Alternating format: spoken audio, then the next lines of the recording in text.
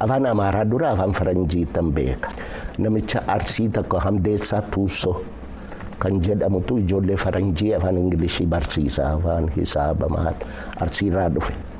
Yeroo sana warri nu barsiisaa ture Arsiirraa nama 3 qababiidha jedhanii na hidhan by the way. Yoggaan nagarafanis Tasammaa Balaayi jedhu kifla hagar waannaa astadaadaariin taa'eetu nagarafsiise.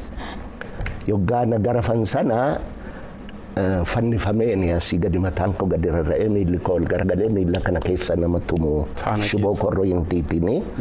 Innaa wannan dhaga'u yaadadhu Hayilee Fidaan inni xiraallee naan jedhaa ture. Warra Baaroo Tumsaafaa wajjin baay'ee wal beeynaa.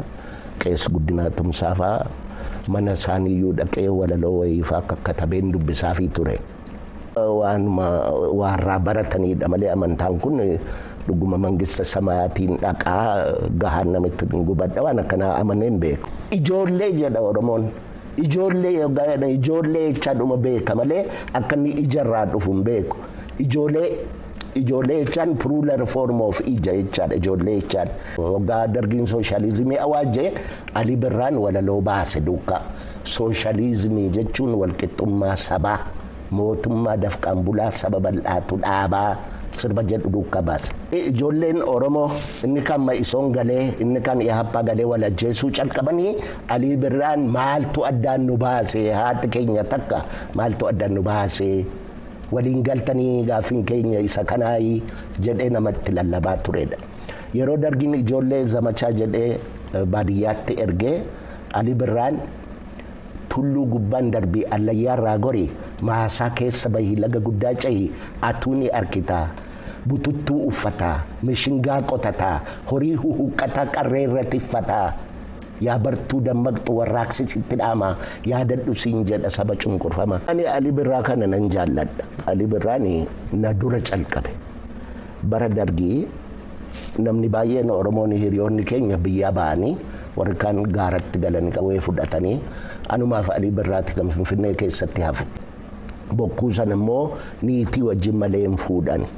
Kanaafiyyuu niitiin kiyya biyya Ingiliziitti dhuftee achi dhannee gaaramaa sanatti kormi qalamee bokkuu harkaa fuudhee bokkuun makkobilii ammayyuu ana bira jira. Kan Oromoo kun immoo jalqabatti bishaantu ture jedha. Bishaan kun bakka lamatti bahaa, inni olii bishaan gubbaa jedhama, inni gadi bishaan goodaa jedhama. Bishaan isa gubbaa keessaa Waaqayyo waan 3 baasee, waan 3 bahe kuni qoolloo jechaan kan amma samaayii jennu kana. Dachiif qoolloo jedha. Qoolloo achi keessaa bahee urjiin achi urjiin maaliin achi keessaa bahee sadeessoon bisaanii waan 3 kanatu bishaan gubbaa keessaa bahee jedha. Bishaan goodaa immoo bakka lamatti baasee gami tokko lafa gogaa ta'ee gami tokko immoo galaana ta'ee bishaan ta'ee laga ta'ee dammaqina waa'ee Oromummaa kana fiduu keessatti Mitikkuu Waaqoo har'as Boris seenaan Oromoo Mitikkuu Waaqoo irraanfachuu hin qabu. Warruma kaaniyyuu warra ijoolleetu hin ta'in Oromootuma warra gurguddaayyuu walitti qabee Oromummaa akka ta'ee akka ijoolleen hubattu gochuu.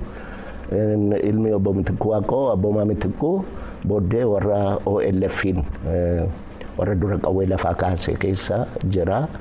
Na warra 9 Ogaden keessatti garmalee dhuman sana keessa nama tokko abboomaa Mitikkuu.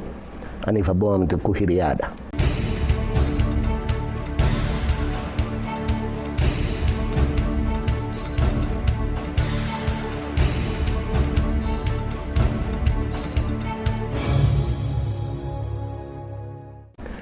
Afaan Amaaraa dura afaan Faranjiitan beeka.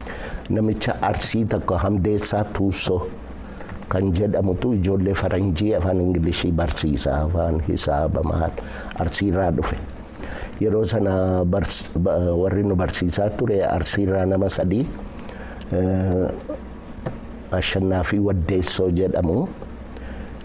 Amma Ameerikaanii jiru Paaster Ashannaafiin. Phexros Jaarraa Hibra timirti waan jedhan tokko nu barsiisa history of geography. hamdeessatu kun immoo ijoollee faranjii tamaarsisaa kanaaf immoo ijoolleedhuma faranjii kana wajjin ijoollee waan hin ta'eef ijoollee waggaa 9 jedhuma wajjin waan taphadduu fi achis dhaqee isaanii wajjinis waggaa isaan baratanis nan ilaala. Afaan Amaaraa dura afaan Ingiliishiin baree jedhee yaada. Afaan Ingiliishiitti ani baay'ee gobaziidha jechuudhaaf otoo hin taane akkumatti wannicha barannee jechuudhaaf. Afaan Amaaraa kana eegan Finfinnee dhufeeti gara caalu kanan baradhee jechuudhaaf. So gimbii waggaa 9 ture barsiisonni keenya baay'een isaanii namuma naannaa sanaati. Warra akka obbo Hambisaa Waaqoyyaa, warra akka Taaddasaa Dhaabaa, warra akka Isaayyaas Girshaa, warra akka Abbabaa Disaasaa, warra akka Bultii Nagarii, Mokonnin Tarrafaa fa'aa jedhamu. Jarri kun yeroo sanayyuu dammaqina Oromummaa kana qabu. Gaafii gaafammaa akka ijoolleen geerartu fa'aa. Sirbayyuu sirbaa jedhanii halkan yoggaa ji'i jiru mana adaariitti gannu baasanii waan kana encourage godhu turan. Sirba kanarratti hin danda'amtan jedhanis. Anillee sirba hin danda'u. Ani sirba hin danda'u garuu waan sirbichi jedhu sun baay'ee impressii na godha. Waan geerarsi Oromoo kana keessa meeseejii jiru baay'ee na hawwata. Sirbi warri kaanis baay'ee sirbi Oromoo kun artistikiidha. Afaanumti isaayyuu pooyitiriinsaa. Kanaaf ani yeruma sanaayyuu fedhiin waan Oromummaa kana barsiisotuma keenyatu nu keessatti uume. Isaan duwwaa miti immoo mana barumsaatii isa alaa warra akka obbo Haayiluu Nagawoofaa, warra akka obbo Girshaa Aagaafaa, warra akka obbo Tasammaa Nagariifaa, namoota jajjabootu warra akka Mitikuu Waaqoofaa, Leenca Waaqoo Bajeenaa dhugaadhumatti karaa sanaan dammaqina waa'ee Oromummaa kana fiduu keessatti Mitikuu Waaqoo har'as boris seenaan Oromoo Mitikuu Waaqoo irraanfachuu hin qabu. Warruma kaaniyyuu warra ijoolleetu hin ta'in Oromootuma warra gurguddaayyuu walitti qabee Oromoon maal akka ta'e akka ijoolleen hubattu gochuu. Ilmi obbo Mitikuu Waaqoo abboomaa Mitikuu booddee warra OLF'n warra dura qawwee lafaa kaase keessa jira. Warra 9 Ogaden keessatti garmalee dhuman sana keessaa nama tokko abboomaa Mitikuu. Aniif abboomaa Mitikuu hiriyaadha. Ani ji'a 3 hangafaa fi abboomaadhaaf. Ani kifilii 9 gaafan ga'u warri misiyoonii kun na jibbaa dhufan. Gaaffii nan gaafadhu sin jaallatanii akkuma warri misiyoonii wanni barbaadanii namni kifilii 6 fixee kifilii 8 fixee Matsaaf Quddusii kana sabbakuu akka baadiyyaa kana keessa deddeemuu barbaadu. Ani Matsaaf Quddusii kana oduu isaanan jaalladha malee akka namni itti amanutti itti amaneen beeku. Oduun isaa garuu baay'ee gaariidha. Waa'ee Musee fa'aa, waa'ee Noohi fa'aa, waa'ee Yoosef fa'aa, obboleessaa akkamitti akka gurguratanii waan akkana kan waan gaariidha. Ijoollummaa sanatti waan akkana kana barachuun baay'ee faayidaa qaba. Historiis hin fakkaata, historiis miti. Garuu faranjoonni alaamaan isaanii akka ati barumsaan fagaattee deemtu otoo hin ta'in akka ati kifilii 6 fixxee yookiin kifilii 8 fixxee deemtee piroojeektii isaanii yookiin astamaarii taatee yookiin immoo macaafuma qulqulluu jedhan kana atis deemtee waldaa tokko akka dhaabdee odeessitu barbaadu. Ani innis isattis galuu hin dandeenye kennaa koos hin turre. Ani isa dhiisee Finfinnee dhufe. Namicha Mr. Kun jedhamu tokko nama arrogantiidha. Faranjiin Islaa'oo nama gurraachan tuffatasi. Ani immoo ijoolleedha. Waan isaaniis naan galu. Ani akka isaan barbaadan sana ta'uu hin dandeenye. Ajajamuu fi diddan. Ajajamuu illee hin dinne hin galeef akkani piroojeektii isaaniitti fiitii godhuu hin dandeenye. Isaan karaa amantaa akka deemtan akka. Amantaan inni Anamma warraa baratanidha malee amantaan kun dhuguma mangista samaatiin dhaqaa gahaan namitti gubadha waan akkanaa amanee hin beeku. Mee bishaan walaabuu maali? Inni bara dargiiti amma inni nama mattisitti bara Haile Sillaaseeti. Bara dargiyan Finfinnee dhufee nama baay'ee wajjin wal bareera. Warra nama baay'ee dhimma Oromoo kana qabanii wajjin yeroo baay'ee kana wal baru. Warra Baaroo Tumsaafaa wajjin baay'ee wal beeyna. Qees Guddinaa Tumsaafaa mana isaaniiyyuu dhaqee walaloo wayiifaa akka katabeen dubbisaafii ture. Karaa sanarratti Qees Guddinaan baay'ee jabaadhu naan jedhaa ture. Innis hin jaallata waan Oromoo kana baay'ee jaallatu Qees Guddinaan. Sana booddee wannummaan Oromoo kuniyyuu yuunivarsiitii keessattis haayiskuuliin ture ani ishii maddisabtee. Haayiskuul Oromoo barattoota Oromoo haayiskuul keessa jiran organize godhaa turre daadhuma Haile Sillaasee irratti dargiin dhufee Haile Sillaasee kuffisee. Sana booddee utuu Haile Sillaaseen hin kuffinin biyyaa ba'een Kaartum deemee waggaa 2 tureen deebi'ee dhufe. Deebi'ee dhufeen hidhamee Dambidollootti diraama wayii qopheessee isarraan na hidhanii Finfinnee na fidanii. Finfinneetti yeroo sana booddee dhagaa Oromoota baay'ee wajjin kana wal bare. Namni guddaan maqaansaa ka'uu qabu tokko Abdiisaa Xurunee jedhama. Nama baay'ee wajjin kan wal barsiise Abdiisaa Xurunaa Soonkaati. Inni amma lafa dhugaa jira. Abdiisaan Oromoo dhugaa, Oromoo jabaa, utoo Oromoodhaaf dhaabbatu hiyyoomee deegee nama du'e tokko Abdiisaa Xurunaa Soonkaa. Innis ijoollee Dambidollooti. Anyway, egaa wanni ani bara dargii nan hidhame. Jimmatti na hidhanii xabaabiidha jedhanii na hidhan by the way yoggaa na garafanis Tasammaa Balaayi jedhu kifla hagar waannaa astadaadaariin taa'eetu na garafsiise. Yoggaa na garafan sana fannifameen asii gadi mataan koo gadi rarra'ee miilli koo ol garagalee miilla kana keessa nama tumu shiboo korroyintiitini. Innaa wannan dhaga'u yaadadhu Hayilee Fidaan inni xiraallee naan jedhaa turan. Hayilee Fidaa kana ajjeessanii waan inni ma'isoon ta'eef miti akkanaa galetti yeroo san waanuma inni Oromoo ta'eedhaaf ana xabaabii jedhanii na hidhan. Hayilee Fidaan inni xiraallee jedhanii na garafu. Anyway sun yeroon Jimmatti mana hidhaa jiruun Phaaphaasii Kaatoolikii Itoophiyaa kana Abbaa Damiroo Suraafeel jedhamu amma maqaan isaanii Phaaphaasiidha sana Abbaa Biraana Yesuus jedhanii wajjin wal argine mana hidhaatti. Isaanis hidhamaniiti moo? Isaanis hidhamaniiti. Gaafa hidhaadhaa baanu isaantu Abbaa Lamberto anthropologistii Oromoo haxanna'u tokko wajjin walitti nu fide. Abbaa Lamberto wajjin gara waggaa 16 hojjedhe. Yeroo sana waa'ee walaabuu kun kan dhufuga. Lafan deemu amma Jibaat kana keessa, Arsii kana keessa, Shawaa kana keessa bakka baay'ee Boorana, Harar. Yeroo sanan olii gadi deemee yeroo steeppiin kaaseetii jedhamu kaaseetatti waraabaa turre. Kordarii ishee xiqqoo. Booranas iddoo Oromiyaa guutuudhuman deemee waraabe yeroo san.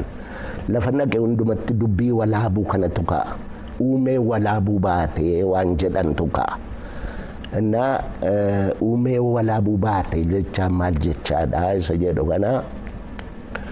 Jimaalee Diimaa nama jedhamu nama lafa dhugaa jira. Intalli isaa haadha manaa Abdiisaa Xurunee nama Silasiin jedhudha. Jimaalee Diimaa kun ayyaantuudha warra urjii lakkaa'udha. Karaa Amboo kana gara Dandiitti manni isaanii. Isatu uumee walaabuu baate jechaan kun maal akka ta'e kan dura na barsiise Jimaalee Diimaati. Sana booddee Arsii keessattis waa'ee Finnaa, waa'ee uumaaf uumama Oromoo kanaa keessumaa Arsii karaa Shashamannee kan karaa Dagaaga keessa karaa Nageellee Arsii kana Shaalla kana keessa deemee jaarsoliin yeroos jiru turan waa'ee Oromoo kana kan yaadatan. Keessumaa warri Waddeessoo Jaarraa Habarlaandiyyuu warra Waddeessoo Jaarraa irraati kan inni qorate. Uumeen walaabuu baatee kan jedhu kana mee yaakaas. Uumeen walaabuu baatee jechaani inni seera uumamaa Oromooti. Akkuma amma warri Kiristaanaaf warri Islaamaa Waaqayyo akkana godhee guyyaa jahaatti akkana uumee jedhanii uumama sana dura immoo jalqabatti Waaqayyo Waaqaaf lafa uumee laftis onaaf duwwaa ture dukkanni lixa dura ture Waaqayyo jedhee ifti haa ta'uu jedhu isaan. Kan Oromoo kun immoo jalqabatti bishaantu ture jedha. Bishaan kun bakka lamatti bahaa inni olii bishaan gubbaa jedhama inni gadi bishaan goodaa jedhama. Bishaan isa gubbaa keessaa Waaqayyo waan sadii baasee waan sadii bahe kuni qoolloo jechaan kan amma samaayii jennu kana dachiif qoolloo jedha. Qoolloo achi keessaa bahee urjiin ji'i maaliin achi keessaa bahee sadeessoon bisaanii waan sadan kanatu bishaan gubbaa keessaa bahee jedha. Bishaan goodaa immoo bakka lamatti baasee gami tokko lafa gogaa ta'ee gami tokko immoo galaana ta'ee bishaan ta'ee laga ta'ee garuu inni gubbaa bakka sadiitti inni goodaa bakka lamatti inni bahe kun walumatti deebisee Oromoon yaayyaa shanan jedha. Yaayyaa shanan jechuun yayyaba shanan jechuun yayyaba jechuun ammas bu'uura jettan kan mana yeroo ijaaranii dura funyoo naanneessaniitu sarkilii waan godhanii sarkilii sana immoo bakka lamatti baasanii gami tokko boroo ta'ee gami tokko barii ta'a. Sana booddee inni fuuldura jiru kun bakka lamatti ba'a golaaf goorduuba ta'a. Inni olii kun immoo bakka sadiitti ba'a. Lafa ijoolleen durbaan heerumin bultutu jira. Boroo diinqabbaa warraatiif haadha warraa jira. Garanaan immoo lafa ijoolleen dhiiraa hin fuudhin bultutu jira. So gami tokko sadii gami tokko lama. Innis seeruma yaayyaa shananii dura ganamaa sana uumama ganamaa sanaanitu mana ijaara Oromoon. Innaa balballi mana Oromoo kun immoo gara ba'a biiftuutti ba'a jedhee kan kana na barsiise Jimaalee Diimaati. Sana durayyuu immoo sana booddees iddoo Oromoon jiru hundumaa yoo deemtee gadi qortee ilaaltee hundumti isaa Oromoon kanatti amanaa. Inni Oromoon qabuyyuu seeruma yaayyaa shananiitiin adeema. Namni namaayyuu miilli lama harki lama mataan tokko bu'uuruma yaayyaa shananii sanaan bu'uureeffame. Wanni ati argitu horiin Oromoon horatu qeensaaf kotteetti addaan ba'a. Warri qeensa jedhamanii saawwa reettiidhaaf hoolaadha. Warri kottee jedhan immoo fardaa fi harreedha. Gaangeen seera yaayyaa shananii keessa hin jirtu. Gaangeen seera fardaatiin bulti. Seera kotteeti seeruma fardaatiin bishaan dhugdi malee kophaatti seera hin qabdu. Jechaan kun egaa seeruma yaayyaa shanan ganama Waaqayyo bu'uureesse sana imiteetii godha waan hundumtuu siin jechuufni. Dhuguma yaayyaa shanan irratti hin dhaabne Waaqi akkuma warri Kiristaanaaf Islaamaa guyyaa jahatti uumamee guyyaa torbaffaa immoo hin boqoteedhaan kana kan Oromoo guyyaa 27tti uume waan uume hundumaayyuu. Waan guyyaa tokko itti fudhatee waan 11tu jira. Waan guyyaa 2 fudhatee waan 5tu jira. Waan guyyaa 3 itti fudhatee waan 2 jira. Walitti yoo deebistee guyyaa 27. Guyyaa 27ffaa ayyaana bitaa qaraa tu horo uumamni jedhamu tokko bishaan keessaa bahe. Bishaan goodaa keessaa bahe. Innaa horo kuni hoggaa sana seera yaayyaa shananiis ayyaana guyyaa 27 hundumti isaayyuu nan dhasaarra jira. Miila 2 qaba, harka 2 qaba, mataa tokko qaba. Kun yaayyaa shanan inni jennu warra kana miilli 2 harki 2 4 mataadhaan 5. Miila 2 quba 10 qaba. Harka 2 quba 10 qaba. Walitti 20. Mataarraa qaawwaa 7 qaba. Walitti 27. Kanaaf iyyuu nama hoggaa jettu inni seera uumamaa complete namarra jira akka Oromoon dhugeeffatutti. Waanuma kana observe godhanii waan seerri akkanaa jiraachuusaa beekuun iyyuu aadaa jajjabaa akka Oromoon duraan qabaataa ture nu agarsiisaa beekumsi isaa kana fakkaataa kanarratti bu'uureffamee inni hafe diiteeliidhaa siin jechuudhaafi. Kan biraa immoo waa'ee keessan Wikipedia irrattis waa tokko ilaaleetiin jira waa xiqqoo barreeffamteetii jirti. Dr. Gammachuun abbaa bokkuuti. Bokkuun abbaa bokkuu ruudaa isaan bira jira waan jedhu barreessaniitii jiru. Kun hagam dhugaadha? Dhuguma. Bokkuun kun kan makkoobiliiti. Yeroo ce'umsaa sana yeroo warri wayyaanee kun dhufee silxaana qabate warri OLF addana ture. Karaa Wallaggaa kana deemanii gaafatanii bokkuun makkoobilii kallattii warra kamii jedhanii iyyafatanii jaarsa biyyaa Macca keessa yeroo hundumaa kan warra Qaalitti Gallabuutii jennaan kan bokkuun dhumarratti irka ture immoo Ruudaa Kuraa Akaakayyuuki Magarsaa Ruudaa. Isa harkatti hafe bokkuun.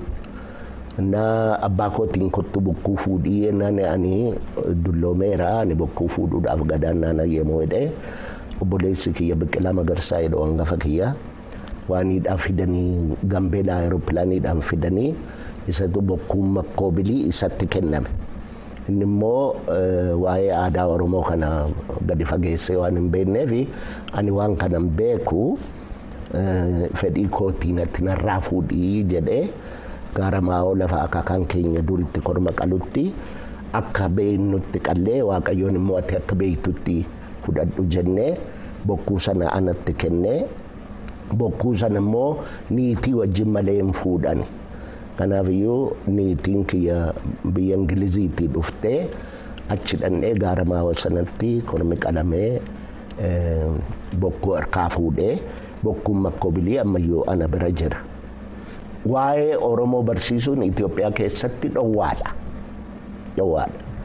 Bara Wayyaanees dhowwaadha, bara Dargiis dhowwaadha, bara Haile Sillaasees dhowwaadha, bara Minilikis dhowwaadha. Oromoon akka meeshaa kontiroobaandiiti akka dhokatee achumaan badu barbaadan.